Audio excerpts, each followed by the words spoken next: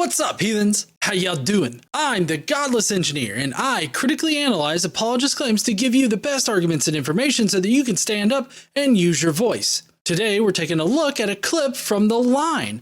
If you would like to, please go down below to the description and find a link to The Line and to the live stream that this video clip is coming from. If you enjoyed the video, please consider subscribing to The Line. I host over on The Line at least twice a month, so I hope to see you over there. All right, let's get on into the clip. If you're ready to fuck around and find out what this crazy ass caller's talking about today, then please stay tuned. All right. Let's see. We do have another caller. This time a theist. Hey there, Matthew. We're going to bring you up. What's up there, Matthew? How you doing? Can you hear me? Good. Sure can. Oh, can y'all hear me? Sure Yep. can. Hello? Okay, sorry, there's a delay. I apologize. So I actually, full transparency, I got this idea. So a little background for me. I'm kind of like teetering between theist and like agnostic, where a lot of the stuff doesn't make sense to me. But I will say there's like part of me that's like, well, what if I'm wrong? And, what if, if I'm wrong, then, oh my gosh, I have so much to lose. And I got this idea and I decided to call in because I saw this video on my YouTube feed from a certain YouTube channel about a certain Gen Z guy who seems to be redeemed. Redeemed Zoomer. Yeah, I got you. Yeah. And he was talking about how, and he definitely goes on and talks about how, he's like one of the, not what they call, like, believes in evolution, but is also like, he says, oh, the Bible, it relates to the Bible, and the Bible actually talks about it. And, it's not, you can't take it in a literal sense, but it's something that's like, oh, it's, talking about the creation story and how each of the days corresponds to one, parts of the history of the earth and the history of life. For example, like, oh, day one, it's like, the earth was, hot and formless. Oh, it's like the early period when it was a hot ball of lava.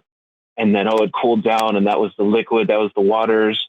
And then talking about land and, photosynthesis and life, it's kind of like this loose definition of like, oh, this is plants. And then you have, fish on the fourth day. And it's like corresponding to like a period of how life evolved and how life formed. Wondering, do you think that would correspond with the book of Genesis, or do you think it's like way off? I mean, I have thoughts on this. John, you want to go first? Because I yammered for so long on the last call. So maybe can you rephrase your question? Like, are you asking if Genesis and a specific interpretation of Genesis lines up with what we scientifically know? Yes, and there's more to it, but one of the ones was like, for example, yeah, I guess that is what I'm asking. Okay. No, that's not accurate whatsoever. I mean, so like you can take any holy text you want to, and you can force it to fit anything that you want.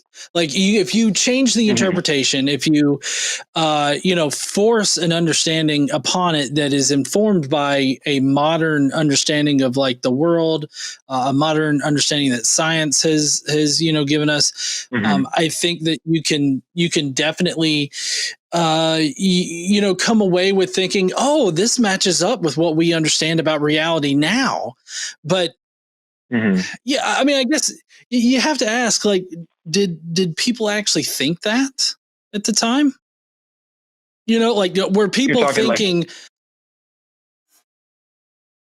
like they had, like, they didn't have like a picture of like, oh, like this is, how DNA evolves and, through natural. So no, I don't think that's how people thought back then. So I'm like, oh, is this God trying to throw hints at how it actually works without actually saying how it works?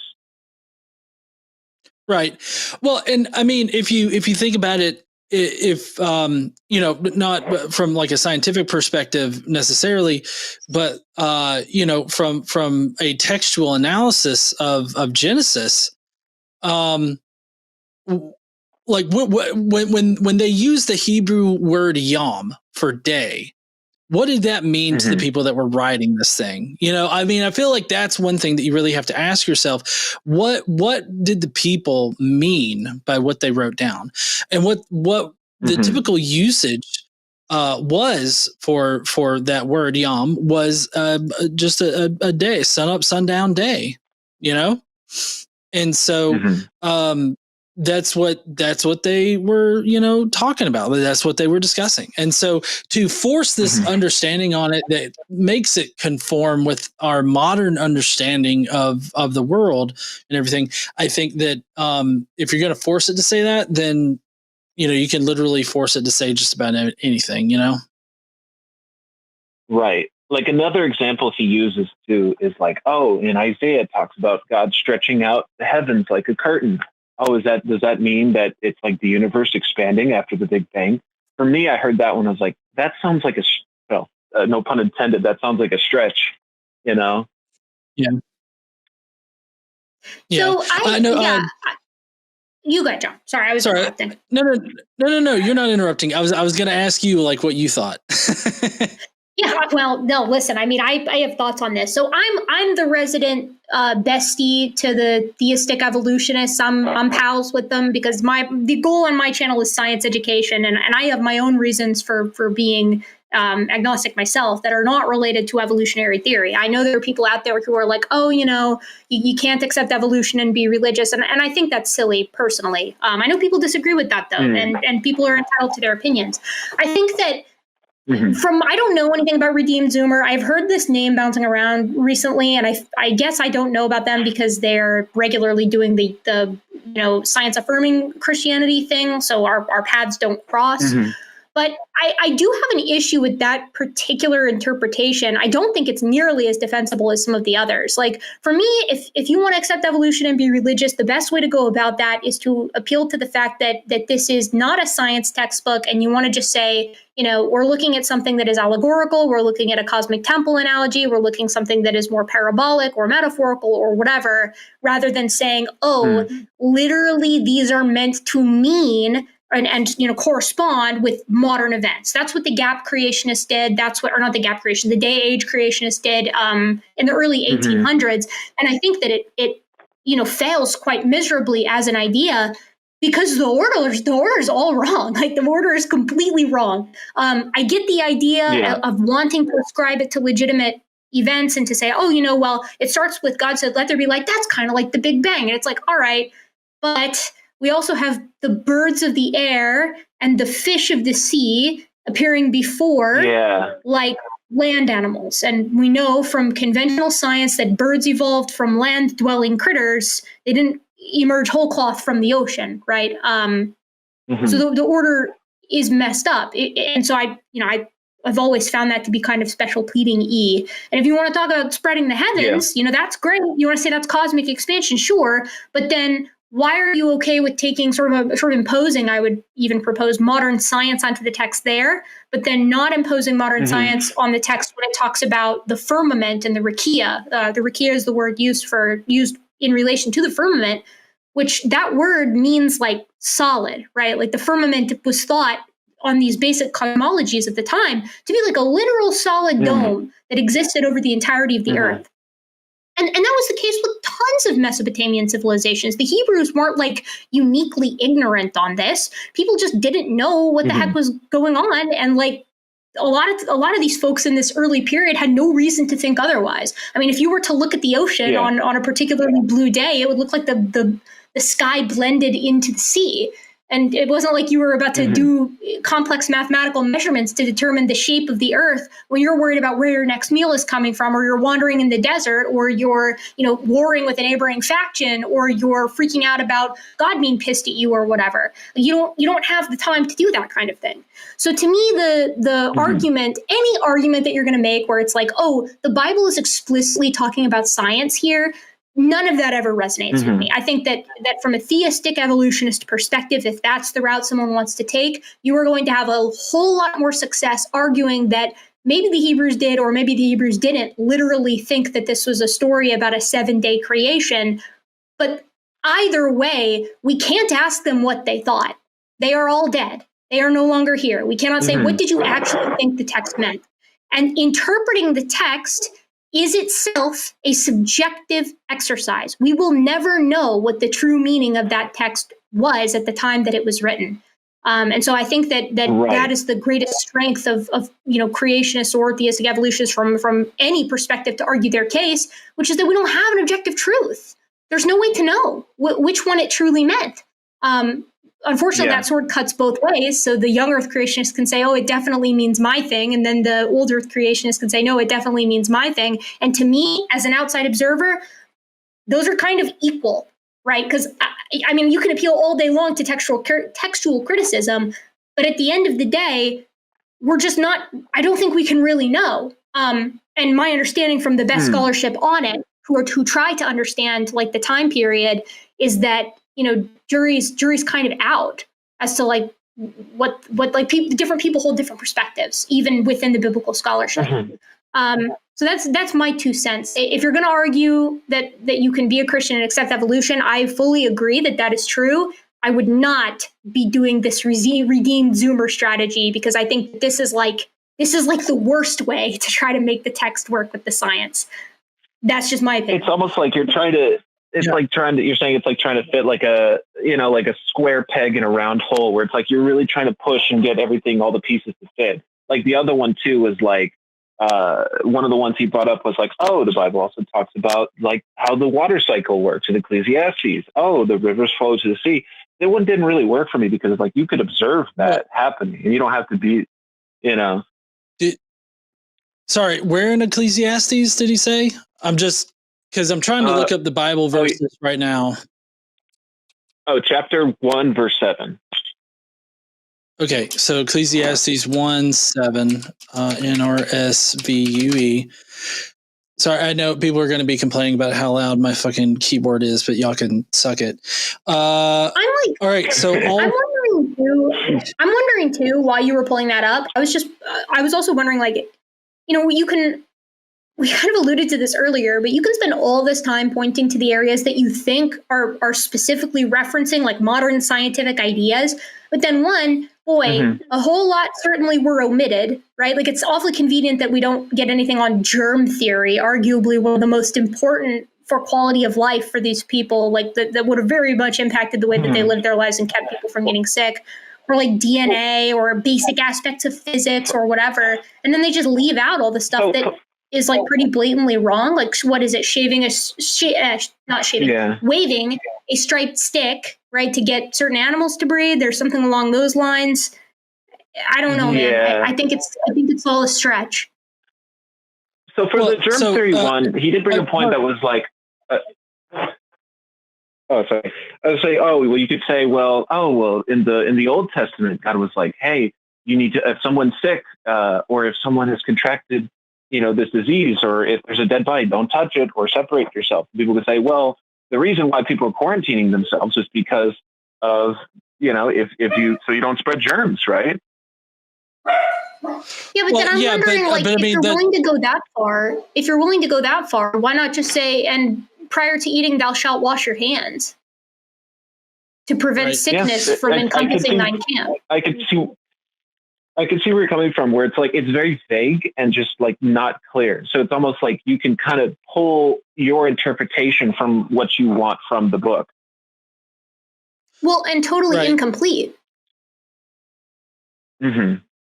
Also for the wrong purpose. In this section that you're talking about, he was talking about being clean, like ceremonially clean for God.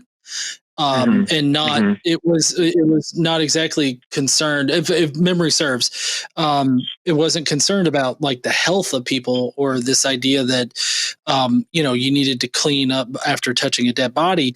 It's more about God wants you to be ceremonially clean so that you can go face down, ass up for him later, and you're clean for him. Now, as far as so let's sorry, I process things very linearly. So let me go back a little bit here. So like in Genesis 1:1, God says, "Let there be light." In fact, the universe was completely pitch black. Like no light could travel through the universe at all for about 300,000 years. That's when it cooled down enough for light to even be able to pass through. The immense amount of energy and heat that was there. So like. I mean, that's a lot of years. Like I would not bet that people that wrote Genesis 1 were thinking, oh, that the entire universe was made of nothing but water until one day, 300,000 years later, God said, "Let there be light." Which, I mean, the whole idea that the universe is entirely made out of water and everything like that to begin with is ridiculous because, I mean, they didn't like heavy elements didn't even start to form until light could pass through the universe.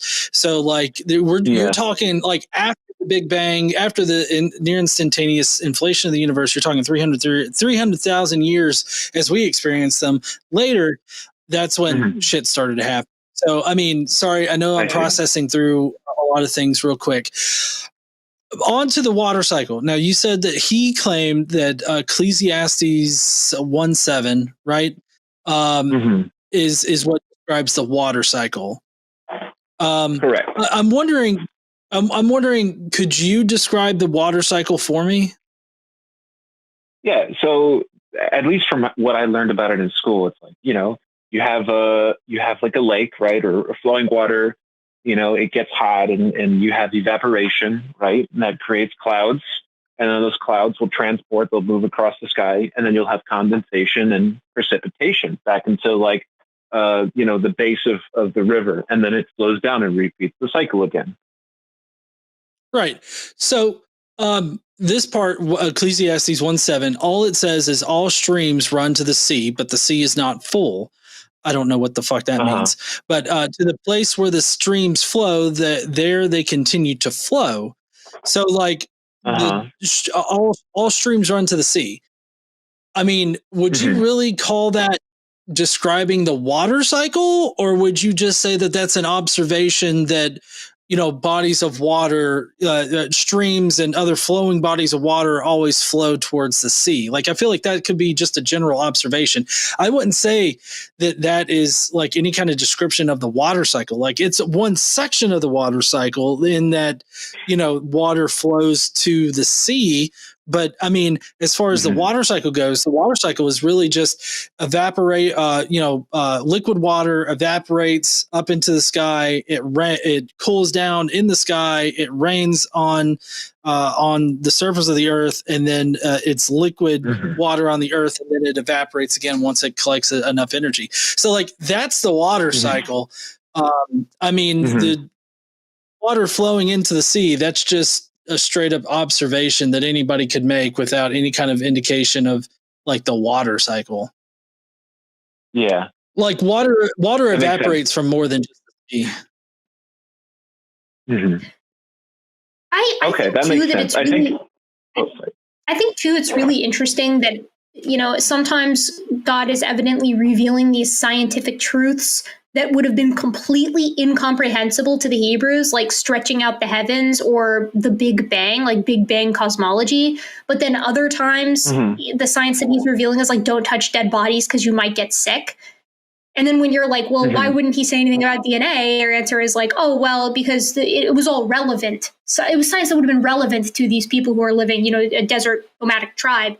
And then you're like, okay, well, then why wouldn't he give more, consistent, applicable information? Then it's like, oh, well, it's not meant to be a science textbook. And so it ends up just being, to me anyways, like this special pleading case by case, where anything that could be slightly spun to be, oh, well, this was divine revelation of science before its time. And then it's just like the most random scattershot of, quote unquote scientific topics that you could potentially even imagine. And oftentimes, even then, it doesn't even match what it's supposed to match, or it contradicts earlier portions of the text. Like it talks about spreading out the heavens, but then the earth has a firmament on it. And it's like, okay, well, which cosmology are we going with here? Like, I think, again, my sort of final point on this is that it's like, okay, well, if you want to try and accept modern science, just accept modern science and then take that text as it was meant to be taken, which is it's, a holy text to people that's existed for 2,000 years, that has a whole lot of authors, and it's only loosely connected through those authors, usually by interpretation later on by people who have a narrative that they like, right? As is the case with many holy books, as is the case with, as is human nature, and try to make sense and make patterns of things. I think that makes a whole lot more sense than trying to say that that Yahweh revealed the Big Bang and cosmic inflation to the Hebrews. But that's just me. And plus, the cosmic temple analogy, allegory, it's right there. Like, I think that just makes more sense. I don't know why Redeemed Zoomer would pick such, in my opinion, a poor strategy, but whatever. What do I know? Yeah. My thing also, is, Matt, because then it would be like cherry picking, it'd be like, we don't talk about the firmament. I have a hard stance on the firmament, because you'd be kind of considered you'd be like a quack, you'd be like, no, we know that that's not the case.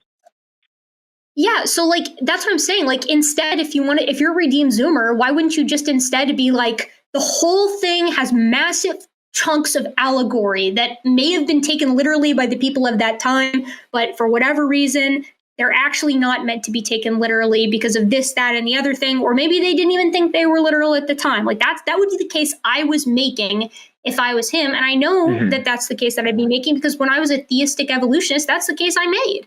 That's the case that made the most sense to me, and my reasons for not being religious don't stem, like I said earlier, they don't stem from the science. And so, to me, you could make those work if you squinted, and that was enough. Yeah, and I Matthew, would say, sorry. Oh, I was just going to throw in a fun fact of the Bible also says that the different forms of precipitation are stored in warehouses up in heaven for God to just randomly sprinkle on the earth on occasion. So, yeah. Or doors can open and cause the whole earth to flood, right? Like, doors can open in the firmament from which, waters will come and flood the entirety of the world. I mean, to me, I can't shake this. This sounds exactly like what you would say if you were a person who lived in a desert tribe and needed to explain what the hell was happening. That's what that sounds like to me. It sounds like an attempt of a group of people to try to explain the world around them, much like many of the attempts that we see by people to explain the world around them. That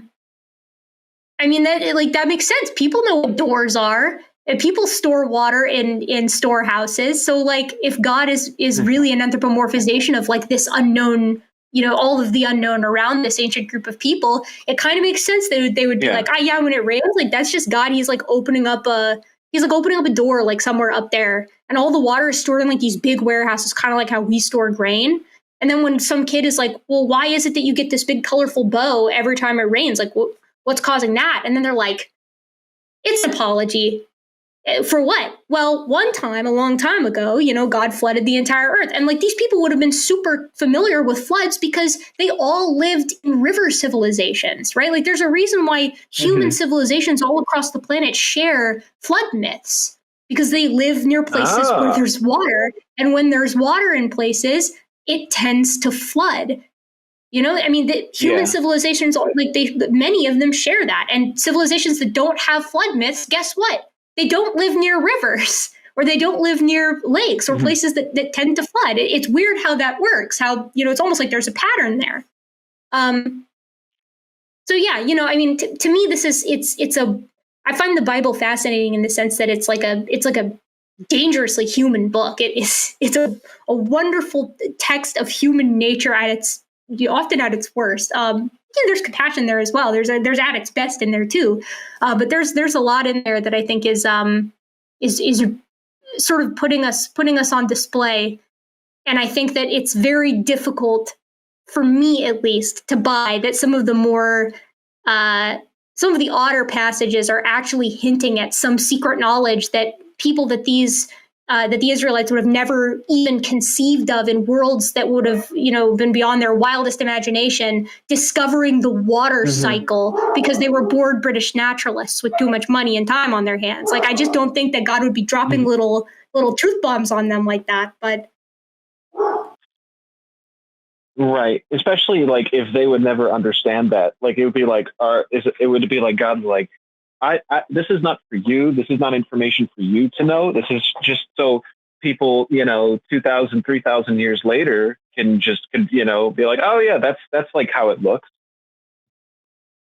It's like a funky little Easter egg, like for that they never would have conceived of. But then again, I can't help but appeal to the fact that it's like only some little Easter eggs were deemed worthy of hiding for future readers. Like, oh, when they're talking about this, they mean germ theory. When they're talking about this, they mean the water cycle. When they're talking about this, they mean cosmic inflation. But then there's nothing about DNA. There's nothing about atomic theory. There's nothing about evolutionary theory. There's nothing about relativity or like basic Newtonian physics. It's like, if you're going to craft this explanation that God reveals scientific truths through the Holy Bible, I think you kind of, I think it's reasonable for somebody who's listening to that to ask, okay, well, why did he reveal the scientific truths that he revealed?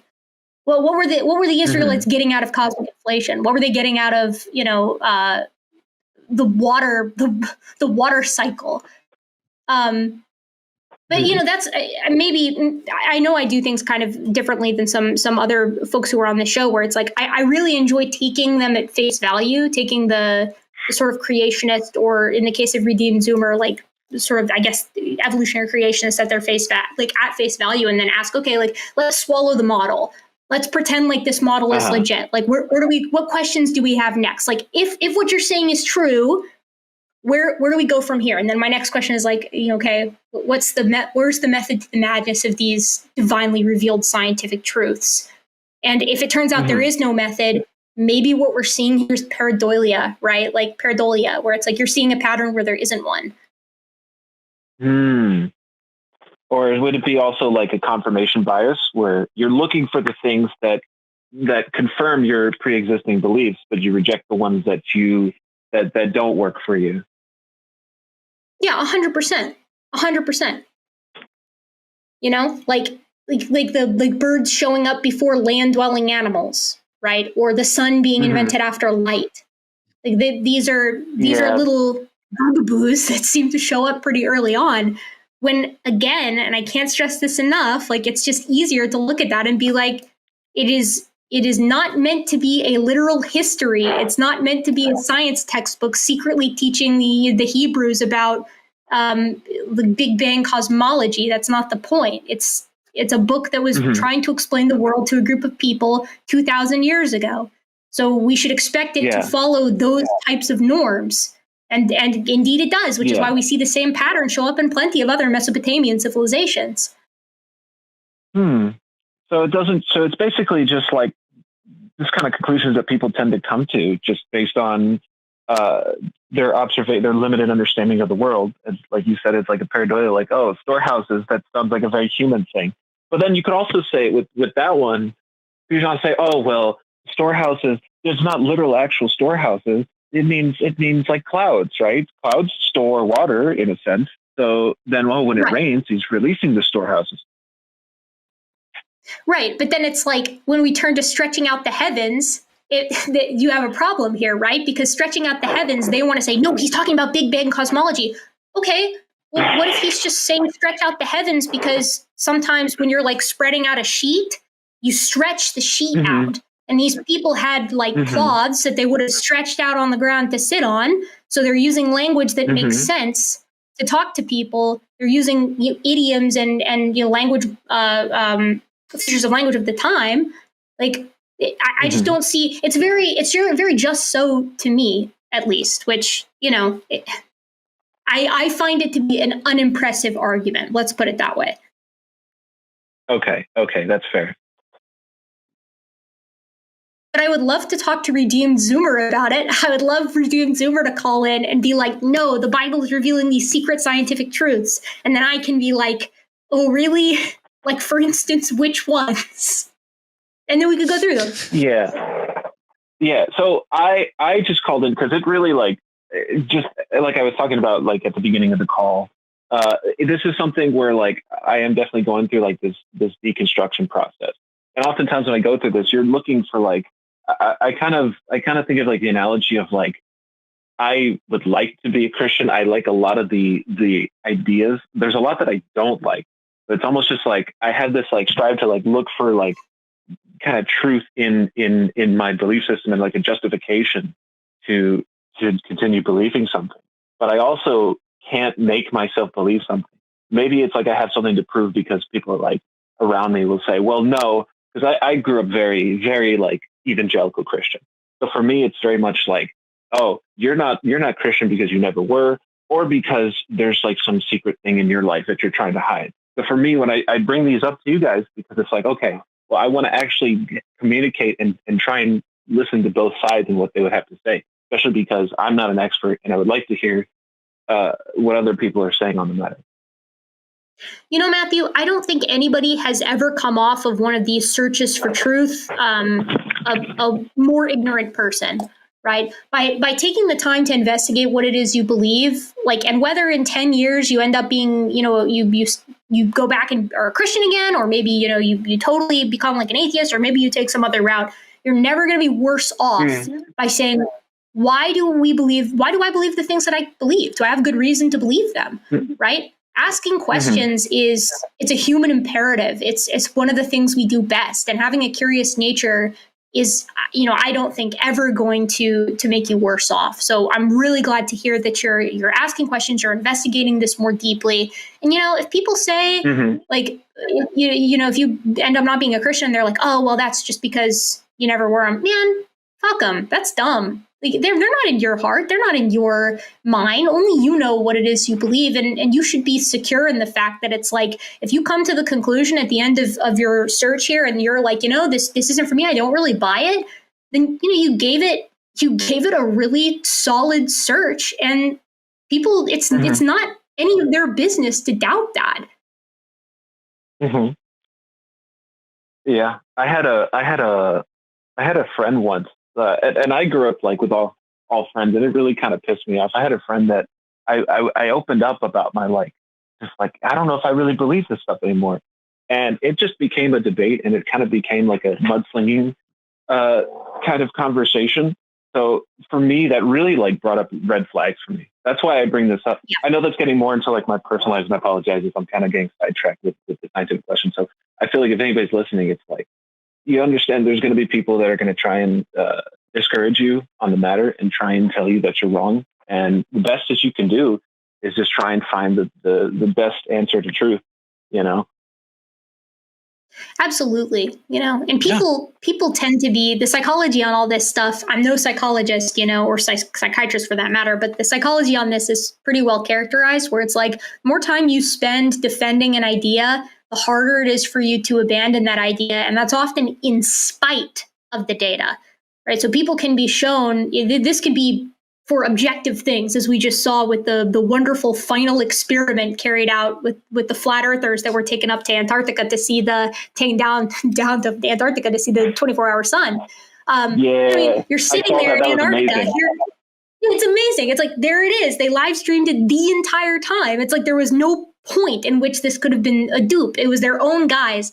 And yet, you know, you still had flat earthers who, when confronted with this, they were like, well, that wasn't actually the 24-hour sun. The devil put a fiery ball in the sky to deceive us. Or it was like, oh, it was a green screen, or oh, it was an advanced set in San Diego that they secretly set up, and they never went to Antarctica, and this, that, and the other thing. It's like, well, yeah, if you had lost a lot of friends and family members potentially because of your zealotry for flat Earth, and you were holding this idea publicly for so long, you're probably not going to be easily pulled away from that idea because you sacrificed so much for it. And I think that people tend to be that way with religion a lot, you know, where it's basically like they're confronted with stuff that maybe wasn't what they expected. And as a result, they double down because their brain just, it can't handle being faced with the data that makes basically a lot of what they've done like potentially like a waste. That's how they see it. So be patient with the people around you, but not too patient, because people can get mean as well when they're confronted with conflicting observations. Yeah, and I feel for people. I have a friend who he is basically like he's very, and he's admitted to himself. He's like, I'm very gay, and he's And he says, well, I'm not going to engage in that because the Bible says so. And for years he was like miserable. And because he didn't want to give up like his belief in God, he would basically try his hardest to be attracted to women, and it didn't work for him. And for me, it was like, how could that be the case? Yeah, that's so tragic, and like I don't think that kind of thing can. I think it rarely lasts because it turns out that denying like an actual part of you is super psychologically damaging and can have long-term impacts on you, your mental health, and basically every relationship in your life, which is why they tend to not those types of denials, I think, rarely tend to persist. And oftentimes the eventual acceptance is like very painful for people. And I mean, I can understand why that might be. If you were told that the life that you have now is a mere blip and all the good stuff is coming actually when you're dead, and that eternity is at risk, and in fact, it might end up being eternal conscious torment if you do this one thing that is like innate to you, I can see why people, especially if they were brought up in that, would look down the barrel and say, whatever I need to do to not end up being, thrown in a lake of fire, I'll do it, even if that's being miserable for like their entire lives. And I think that that's ultimately when we're talking about like the kind of harm that religion can cause, that's up there. That's really up there. Yeah, and I think that always kind of struck me. That was one of like the big kind of set-offs for like deconstruction for me, which was if I need like a seer, if a lot of people believe something because of like a big stick or like a big carrot of like, I don't want to upset God because God can throw me into hell forever. Or if I do these things temporarily, even if they don't really make sense to him, oh, well, God understands. And that's like it's what's called like a thought terminating cliche or whatever it is. And for me, it was just like, well, yeah. So for me, that's kind of like what set me off. But oftentimes, like I'll just kind of come back and be like, well, what if I'm wrong about all of this? And I was like, is that me talking? Is that like God talking? Is that like the things that I've heard in my just past experiences growing up, very religious and very Christian talking? It's all just it becomes very confusing, I'm going to recommend to you to visit Recovering from Religion because they've got some wonderful resources for exactly this. Because you are not alone in this experience that you're going through. You're not alone in having those doubts, and you're not alone in wondering, what if this is God telling me not to have these questions or not to seek or whatever. Like many people have walked this same path, and there are resources out there for people who are walking it now, like yourself. So I'd give Recovering from Religion a check. Look into them, and maybe they can help you out with some of these questions, because I know they've got resources that are like basically right up this alley. For what it's worth, I've been in your shoes, right? Like I've had those same exact questions myself, and I've walked down that path. So I get it. And I know how it can be super disconcerting, and it's a hard thing to shake. And when you look into some of the people, especially some of the bigger creators here on YouTube who have sort of done the deconstruction thing, or either done it themselves, like on the internet, or have talked about it or whatever, you'll find a lot of people have had that same experience. I appreciate that. Yeah. All right, Matthew. Well, we have been on the call for about half an hour. We got a couple of other people to get to, but it's awesome having you call in and having this dialogue with you. I definitely want to reiterate what Erica said about Recovering from Religion Foundation. They can really help out with a lot of great resources that they have there. So I definitely would suggest them if you're having any more trouble with that. I appreciate that. For me, the big thing is like the feeling of isolation that it gives. It's like, honestly, I'm one of the, like, I know maybe a few other people who are like openly atheists, and very few people that are like just basically not Christian, just from growing up. And for me, it's the connection that is hard to give up. Well, and I think, I believe that I have many people in my life who are still religious and who are of many different religions, and I still maintain connections. You know, some of these are my friends and family. Some of these are my closest friends and family members, right? So you don't have to give up those communities. And if those people are going to abandon you because of the opinions that you hold, I think that deserves some internal consideration as to how much they're really caring for you versus how much they're really caring for an in-group. That makes sense. Well, but thank you. I appreciate you guys. You find some resources and maybe some local communities as well, because I know they've got some groups and meetups and stuff like that all over the nation. And it might be worth looking into wherever you're living to see if there are some, you know, sort of skeptical or humanistic or atheistic or agnostic associations, because we all love connection. We all need connection. And I think they might be able to at least point you in the right direction. Yeah. Okay. Well, thank you very much, Erica. Thank you very much, guys. I don't want to take up too much more of your time, but thank you for helping to answer my question. Of course, Matthew. No take care and best of luck. Don't forget, call back in if you want to chat more. Okay, will do. Thank you. Well, heathens, that's going to be it for today's clip from the line. Again, if you would like to subscribe to the line, their links are in the description. So please go down there and subscribe. And as a reminder, I do host over there at least twice a month on either a Sunday or a Monday. So if you want to see more of me answering questions from callers, please go over to the line and subscribe. Don't forget to stand up and use your voice. Bye, heathens.